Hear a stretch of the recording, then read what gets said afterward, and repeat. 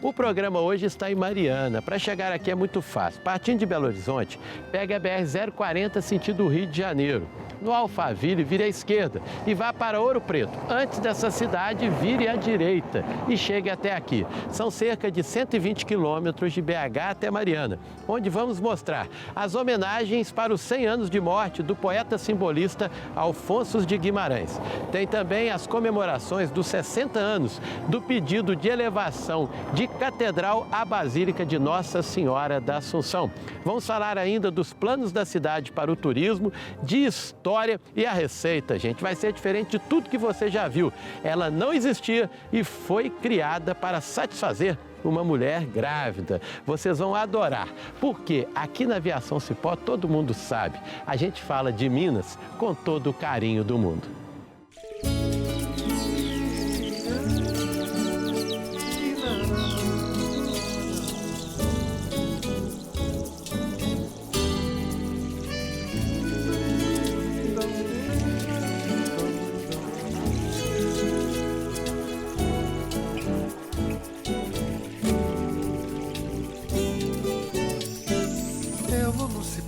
Das 6h30, só pra ver a beia, Beta ou Bia. Eu vou pela via, Aviação Cipó, levo muita paz e alegria.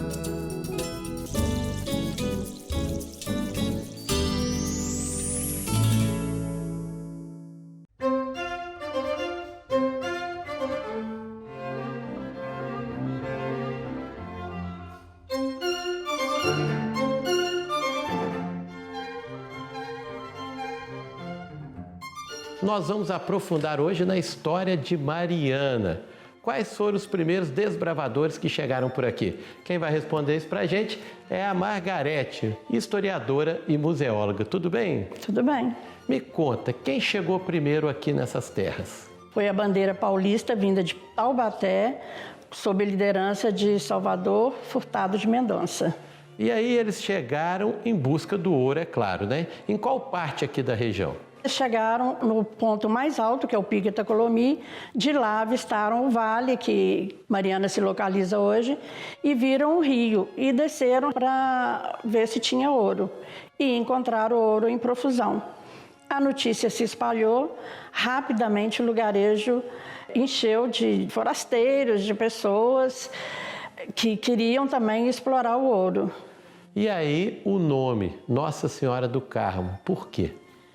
O dia que eles chegaram na região de Mata Cavalos, que hoje chama bairro Santo Antônio, que foi lá o início da cidade de Mariana, no dia que eles chegaram lá era 16 de julho, dia de Nossa Senhora do Carmo.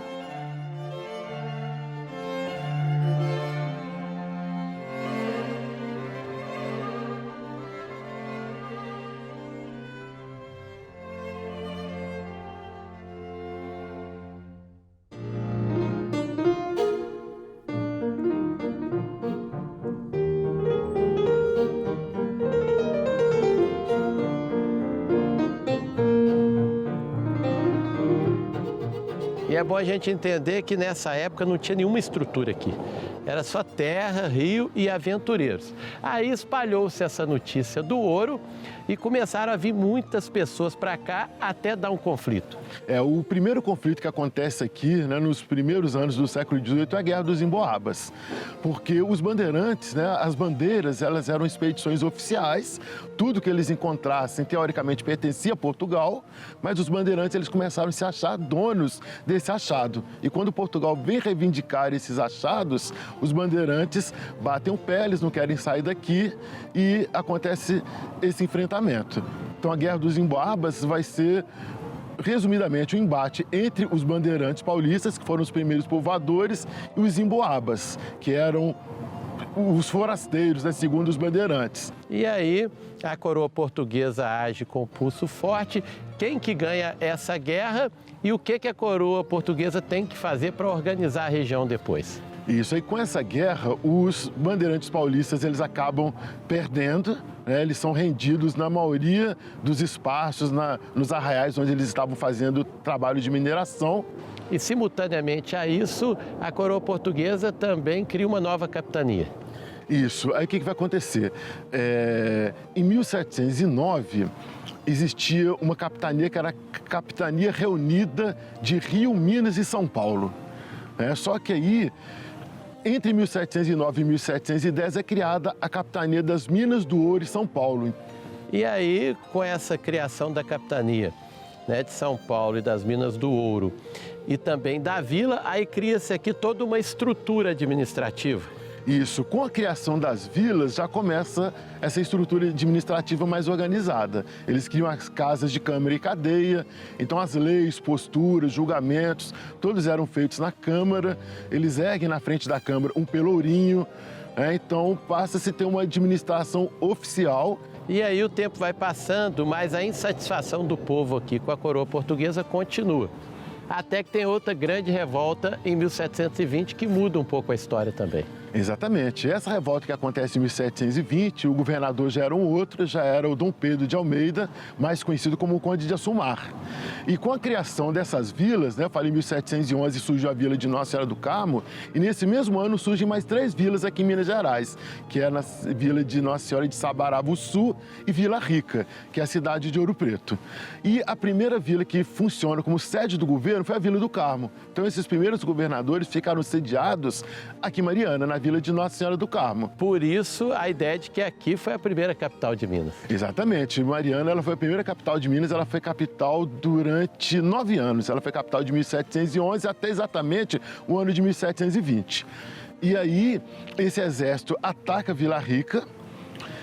Os mineradores de Vila Rica são surpreendidos. Inicialmente, eles já são atacados como se fosse uma chacina mesmo, eles já são fuzilados, já são mortos, já têm suas casas queimadas. Depois disso é criada a nova capitania só de Minas Gerais e a capital vai para Ouro Preto. Exatamente. Em 1720, com essa revolta de Filipe dos Santos, é que acontece o desmembramento da capitania de Minas, do Ouro e São Paulo. Então, fica só a capitania de São Paulo e só a capitania de Minas Gerais. E a capital da capitania, que até então era em Vila do Carmo, é transferida para Vila Rica.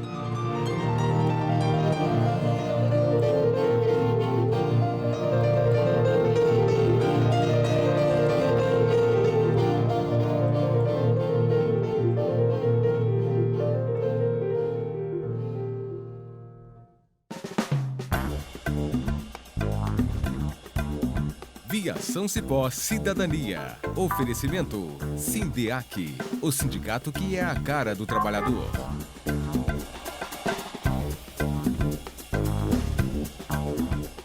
Eu estou gravando aqui em Mariana, uma cidade muito organizada. Belo Horizonte também é assim, por conta do trabalho dos funcionários da limpeza urbana, de condomínios e empresas afins, filiados ao Sindeac, o sindicato que é a cara do trabalhador. E o Paulo Roberto, presidente e sua diretoria, não abrem mão de conseguir as melhores negociações do país. Além disso, lutaram intensamente para a vacinação de quem trabalha, deixando Belo Horizonte limpa e organizada. Então, se a gente está conseguindo vitórias nesse setor, é porque o Sindeac atua de forma intensa. Sabe por quê? O Sindeac é a cara do trabalhador.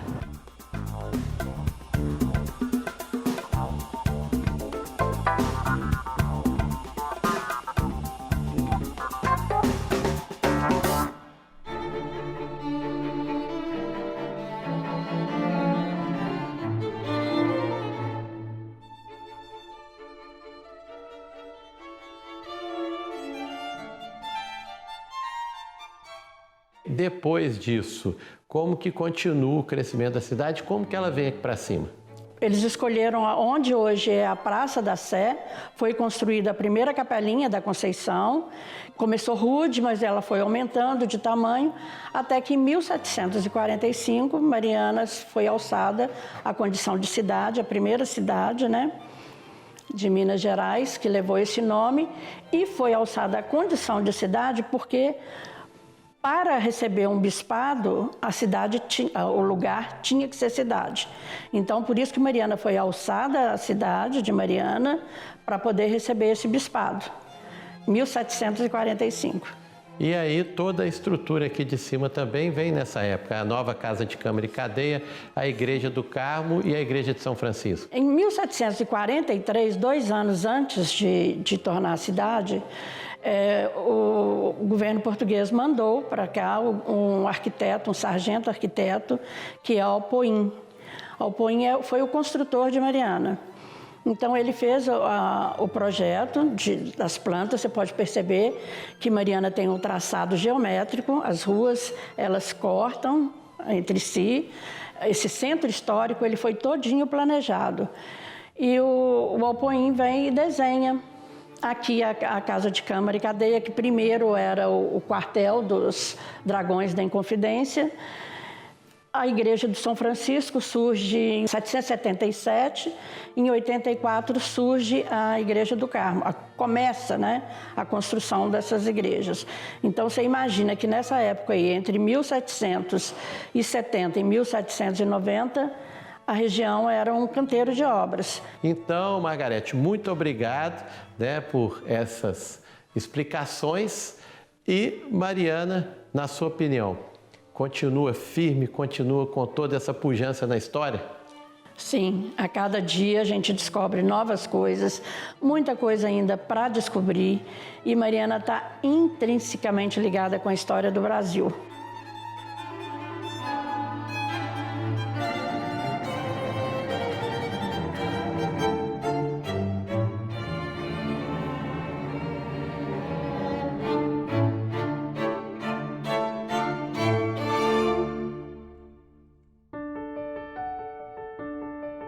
Em mais um ano, Marte Minas e Aras Neves estão juntos com o Novo Céu, no Arraiá Solidário, que contribui muito com a nossa instituição, que acolhe crianças, adolescentes e adultos com paralisia cerebral.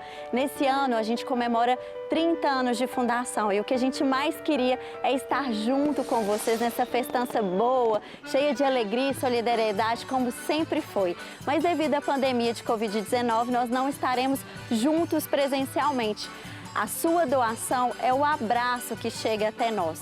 Você pode doar itens materiais como fraldas, luvas de procedimento, alimentos e tantos outros. Ou fazer uma doação financeira que será revertida na compra desses itens prioritários e essenciais que nunca podem faltar no Novo Céu. Esperamos você, a sua colaboração e a sua ajuda em nossa Casa Azul.